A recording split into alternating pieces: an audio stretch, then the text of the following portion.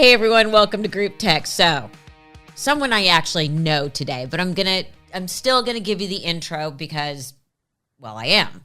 On the hit reality show $1 Million Listing Los Angeles, Tracy Tutor has sold everything from modern mansions to kooky craftsmen in Beverly Hills, the OC in Las Vegas, all while balancing her dating life as well as parenting her teenage daughters, Juliet and Scarlett. Tracy and her co-stars, Josh Altman and Josh Flagg, who is both of our very, very good friends, are back as the show begins. I cannot believe I'm saying this, 15th season on Bravo. New episodes air starting July 10th at 9 p.m. Tracy Tutor, finally, welcome to Group Text. Hi, how are you, Melissa? I'm upright. Yourself? I'm good. Just hustling over here. You know how it is. It's all a hustle. So, which I didn't know until I started reading about you a little bit, stuff I didn't know. Real estate wasn't always your plan. No, it wasn't. I actually, studied theater at USC. I grew up dancing. I was even in a singing group in my teen years. I don't know how that happened because my voice is absolutely horrific. But I went to USC and studied theater, and I really wanted to do stage and do Broadway and act. And I graduated and was doing the whole audition circuit for a few years. And I went, I don't really like the way this is going. I didn't really feel in control of my own financial destiny. And so what better industry to get into than selling real estate? But your father is a builder and developer. So it's almost like your plan B was just sort of staring you in the face. I mean, how happy were your parents when they went, oh, thank God she's not going to be an actress? I know. I remember telling my dad, when I was in that singing group and I was 16 years old, and I was like, when I accept my first Grammy, I am never going to thank you, Listen, my dad is a massive infrastructure contractor, internationally. And so he's bridges and tunnels and hotels and all that kind of infrastructure. And my ex-husband is actually a residential builder, and my two sisters are interior designers. So when I said that I wanted to get into real estate, they were happier that I was no longer going to be auditioning and waiting tables on the side to make ends meet. So it was a couple of years of, it's still a commission-based job. It didn't have a salary. I went into it, thinking I had a ton of connections, grew up in LA. This shouldn't be too difficult, but I learned the hard way and, climbed my way up that ladder and started making decent money and was able to support myself, which was that financial independence for me was really important. And I looked at a few of my friends that were actors that, were still at 38, 39, 45, struggling to make ends meet. And I just didn't want to do that anymore. Right. And secretly, after you told them, they looked at each other and went, oh, thank God. Oh, thank God. Yeah, they did. So, again, you grew up in LA, and we'll get into what a crazy real estate town Los Angeles is in a minute. What was your very first sale? Oh, we were talking about this the other day. That first year was such a blur to me because I came in again thinking, because I had all of these incredible connections and grew up in the city and obviously had a family that was in real estate, that was all going to come super easy to me. And it did not. I sat across from the manager of the first brokerage that I worked for. And I had, a little bit, maybe too much confidence / ego. And I said, I got to make $90,000 a year to survive. And he's like, do you have any idea what agents typically make in their first year? And I said, no. And he said, $30,000 a year. And I said, well, that's just not going to work for me. I'll make triple that. And he said, you're hired. And then what do you think I made that first year? $31,000. But you need that kind of confidence. You do, but you also need to be brought back down to earth and be reminded that it's not just connections, and it's not, I grew up here and I know fancy houses and this is all just going to come to me. And I learned that the hard way. But I think my first sale was around $3.5 million. It was in the Hollywood Hills.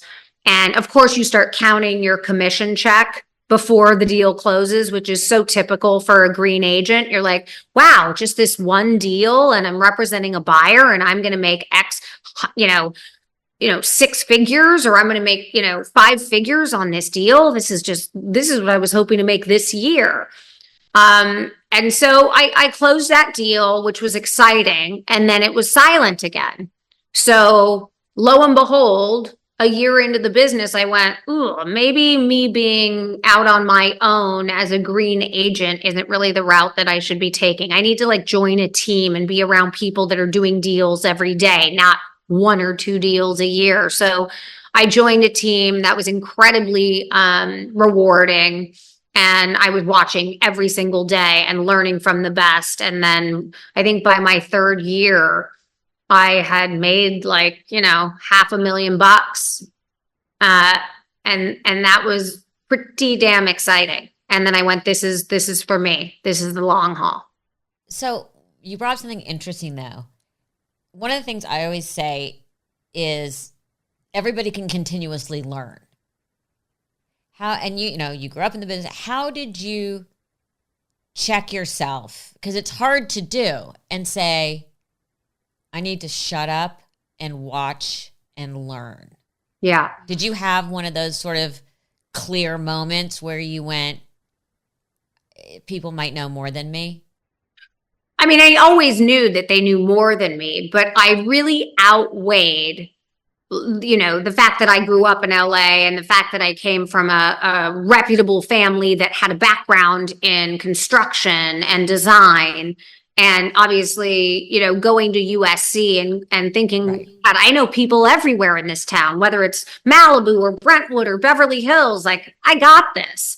And, I was smacked in the face pretty hard when I recognized there isn't a smart person that has an asset that is arguably the most important asset they own, that they're going to hand some 24-year-old with 2 years experience selling real estate their $20 million asset. And so that was like oh yeah, connections are important, but they certainly aren't everything. I need to get dirty. I need to wake up earlier than everybody. I need to be around people that are doing more business than me to elevate, everything that I'm doing. And that's exactly what I did. And it was, like I said, 2-3 years before I really understood like the value of being on a team and sort of recognizing that there were a lot more successful people that I needed to surround myself with in order to elevate my own business. A lot of kids or a lot of people who grew up in LA and come from privileged backgrounds don't get the hustle. Did you always have that ambition? Did you always have that inner strength to say, I got to run? I got to like hustle, like you said, get up earlier and do all these things. Did you have that as a kid? I did. And I think because, my dad his grandfather came over, Armenian background. He came here at 9 years old with no family. My dad went to Van Nuys High, grew up with nothing. And so he had that innate hustle of wake up before everybody. And so growing up around that, despite the fact that my father was successful by the time I was born and then just became increasingly successful as I became a young adult, he always worked. So I always had that in me. Like I wasn't the rich kid who was driving, the BMW at 16 and moved up to a Porsche by the time I was 18. I was the kid that, because my friends worked after school, I went and got a job at the Northridge Mall before I even turned 16 selling suits for a living. So that was my first like endeavor into like a commission-based job, because if I sold 5 suits, then I would get like a bonus on the commission. So I started recognizing that I had like, there was something about me that, could sell ice to Eskimos.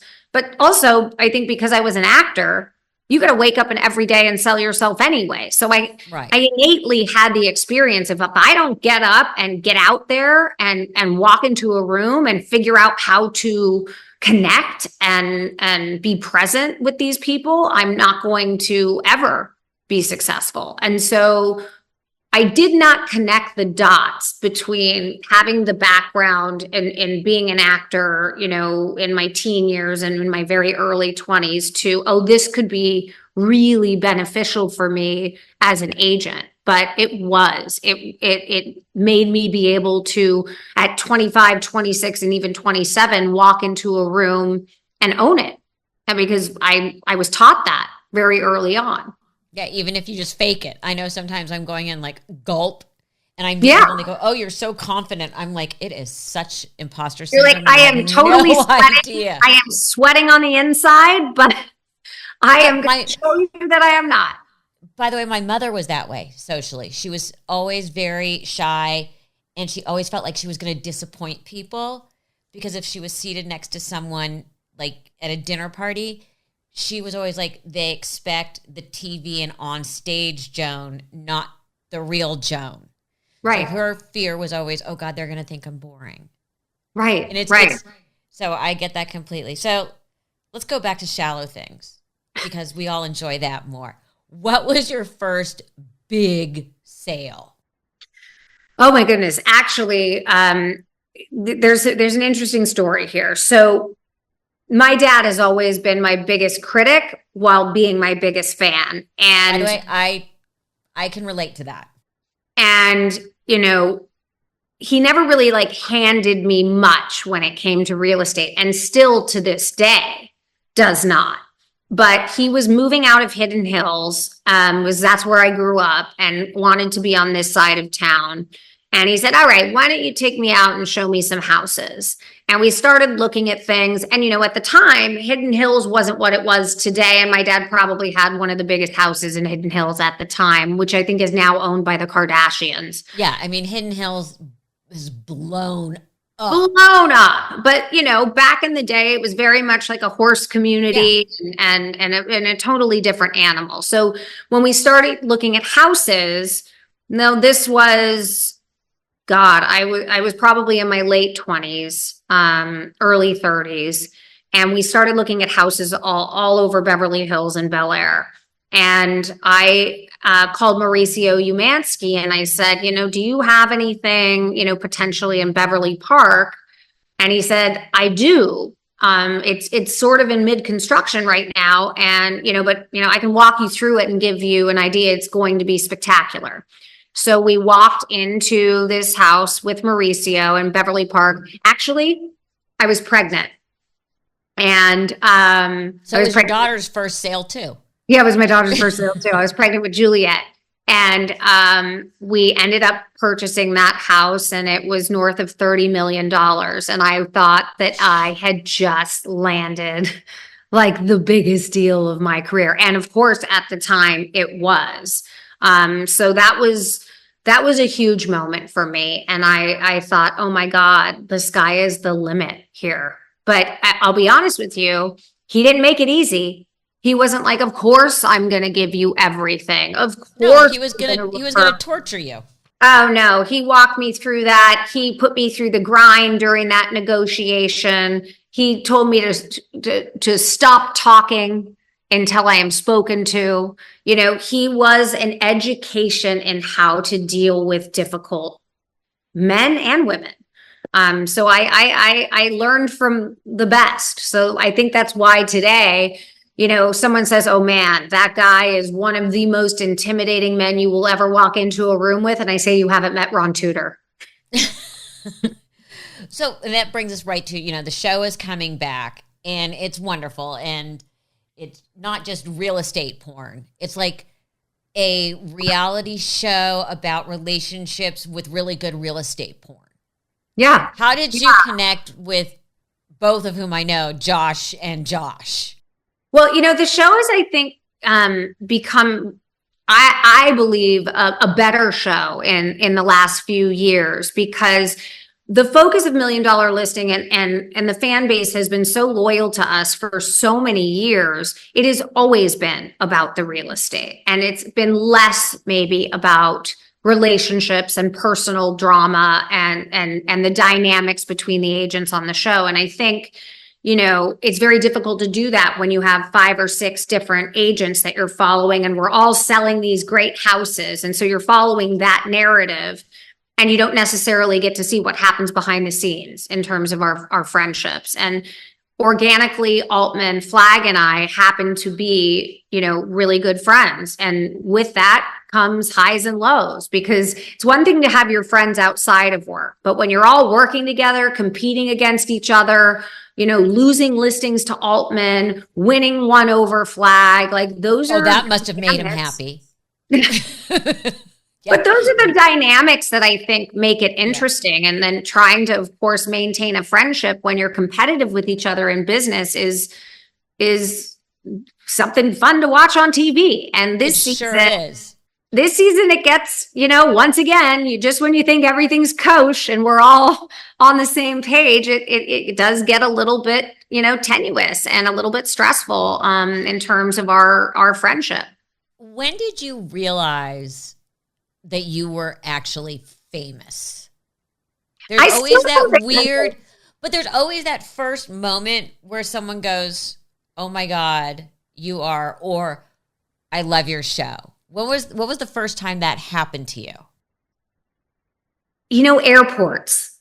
Airports are always a really funny thing. And when I'm on an airplane, and I'm really kind, I think, to our fans, because all they ever want is to just say hi and you resonate with me, and you're the reason I got into the business. To me, that's what a beautiful moment. If I had anything to do with any female's success in the industry, or I was a reason that they left the job that they were miserable at, or they had kids, but they felt like they wanted to, get back into the workforce, and I inspired them to do that. Like, what an honor that is. So for me, it always seems to be like in the TSA line, and it's so funny. You've got your hair in a knot on your head, you look like an absolute disaster, and something like that happens. And I'm always like super grateful for it. Yeah. So I love our fans. I think they're the most loyal fans on earth. But, there isn't a day that goes by that I don't sort of pinch myself. But in terms of like famous, I mean, we live in LA, Melissa. Well, I'm not talking about here. I'm talking about out in the real world. Yeah, like in LA, it's a whole different thing. Oh yeah, they take you down. I always get the. I know you. I know you. Oh yeah, did we go to high school together? You look super familiar. Yeah. Did we go to high school? Yeah, it's a lot, especially at the airport. There's a lot of that. I know. I want to go back to the shallow, because that really is my happy place, which is why Josh Flagg and I are friends. Biggest sale to date? I sold a property late 2022 for $57.5 million. What was it? What did the house have? Why was it that much? It is, in my opinion, one of the most special pieces of actual property in all of Los Angeles. It's almost 7 acres, all usable. It's special. I mean, you know how hard it is to find land in LA. I work in Texas now. They're like, 7 acres? Like, how about 55? How about 100? But in LA, good land is hard to come by. And so this piece of property was almost 7 acres in Brentwood, with a really beautiful special house on it. And my client was looking for land. And so that was really important to her. And we found it and we secured it. And it was incredibly exciting. You just brought up that you've expanded out of LA. And last season we saw a lot of Las Vegas. And there was a house that had, I just want to make sure I get this right, a car elevator in the owner's suite and a man cave that had an ATM in it. That sounds like a Josh Altman property all day long, doesn't it? Well, first of all, the car elevator into the owner's suite, like that's just, I can't. And your own personal ATM just feels like it makes you be more disciplined fiscally. Because you can only take out so much at a time. Sorry. What is the most bizarre thing you've seen? And what has been the most bizarre request? I have seen a lot in my day. I will say on that particular sale that I was just sharing with you, when we first looked at it, there was like a bunker, if you will, where it was like an underground separate guest house where in the middle of the grass, you walk down a flight of like 15 stairs and it was like a bunker. And when you walked in, it looked like there was some CIA shit going on in there. Like, I'm not joking. Like there was like security cameras and I'm like, this guy is for sure like an underground, like CIA op situation. And, my client ended up turning it into a wellness center, but that was one of the most bizarre things because I went, this guy knows who we are, where, I don't know, like, is the president coming here? Like, what is happening down here? But that bunker was a trip, but I have seen. But by the way, how very LA from bunker to personal wellness center. Of course, it's a wellness center. I mean, that is the most LA thing I've heard in a long time. Totally. Fun one for you because you love this. I was showing a client of mine. She owned a company called Young, Fabulous, and Broke, and we had 2 side-by-side properties up in the Bird Streets with huge views. That was going to be a massive development site. And but at the time, while we were showing, the houses were rented out on, a short-term basis. And I never knew who was going to be there. So I take this very proper British developer to one of the sites. And I go, okay, well, let's go to this one first. It's easier to get in. We can walk in the backyard and you can see the view. And he's got his 3-piece suit on, the whole ascot, the whole situation. Right. The whole thing. We open the gate and there is a gay porn being shot poolside in the backyard with camera crews, and this British developer I thought was going to faint. And we walked in and I was like, welcome to LA, darling. This is a side hustle. You know what I mean? I was looking at a house at one point that I was absolutely in love with. And the realtor says to me, and there's a full-size basement downstairs, which could be a gym, an office, is the size of the house. It's got a working fireplace. I said, oh, I'd love to see it. She goes, you can't see it until you're in escrow. So we did a little digging. The woman was a dominatrix. Oh, hell yeah. So her dungeon in Pacific Palisades. In the Palisades? Yes. That is not on brand. No, but I loved that. I know I only have a few more minutes with you. Dating. Dating. How do you, first of all, it's hard enough to date as a successful woman, and then you throw in 2 kids, and then you throw in TV personality. How do you date? I mean, I have recognized that dating apps are a no-fly zone for me. I went on a couple of dates from a dating app, and there's just a lot of misrepresentation, I think, particularly in this city, who you are online versus who you are in reality are often 2 different things. I do a lot of first dates. Rarely make it to a second. Why? Do you scare people in a good way? Like, I would scare people, you're so intimidating. And again, it's like, if you only knew how insecure I actually was. I mean, truth. Yeah. I think that men who are my age or 10 years my senior that are successful have obviously perhaps been married before, have families of their own, and they're looking for something just a little bit easier. Not necessarily an equal, perhaps someone that's like just grateful to have a handbag and a trip to Greece once a year and, be taken out to dinner. And I want more than that. Well, more than a handbag. I want like a partnership where my opinion matters and what I have to say means something. And that I think, for some men, maybe perhaps in their later 50s or early 60s, or like, they don't want that, especially in LA.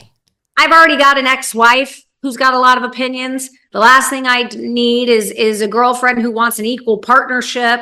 And so that's a little bit more challenging. I kind of am looking for someone who appreciates what I do for a living and thinks it's awesome that I'm successful in my own right. And I don't know if that is something that a lot of men, I think they want to appreciate it and respect it, but they also sort of want you at their beck and call. And that is not something that I can do. My kids are too important. My career is too important. So there lies the rub, I guess. Well, it took me only 22 years. So there you go. Tracy, I adore you. I could talk to you literally forever. We're going to have to do this again. Yes. New season of $1 Million Listing Los Angeles starts July 10th at 9 p.m. Tracy, always fun with you. Thanks, Melissa. I love you. Have an amazing day. And we'll talk soon. We need to do it over drinks.